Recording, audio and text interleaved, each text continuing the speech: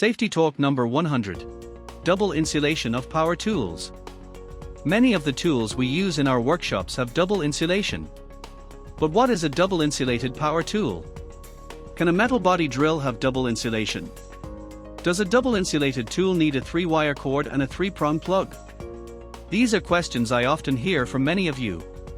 Let's answer them briefly, so you can use these tools more effectively and avoid unnecessary accidents.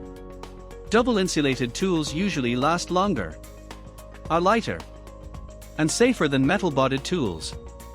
Low-power tools, like hand drills, are typically covered in non-conductive, shatter-resistant material. The on-off switch is also non-conductive, to protect the user from any contact with metal parts. For higher-powered tools, the design needs to be stronger. These tools often have a metal casing, but underneath the metal, there's a solid insulating layer that completely encloses the electrical components.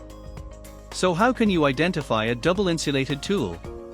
The simplest way is by looking for the words double insulation or double insulated. Some American and European manufacturers use a square within a square symbol to show the tool is double insulated.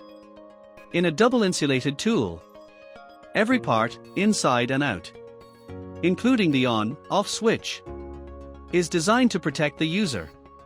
The entire tool is built so that wear, heat, chemicals, or contaminants can't damage both layers of insulation at the same time.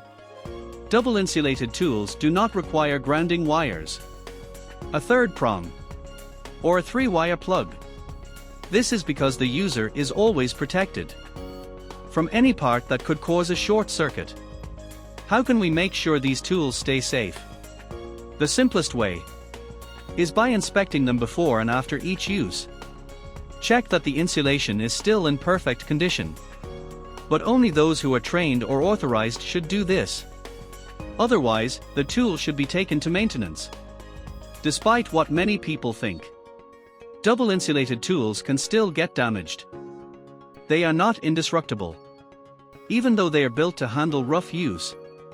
Soaking them in water or exposing them to too much moisture can ruin the internal insulation.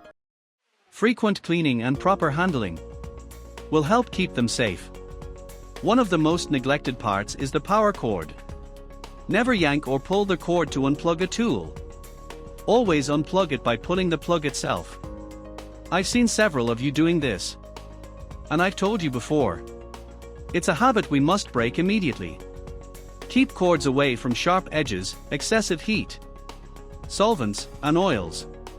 Never damage the outer jacket of the cord, not even slightly. Both the cords and extension cables used with tools must be inspected frequently.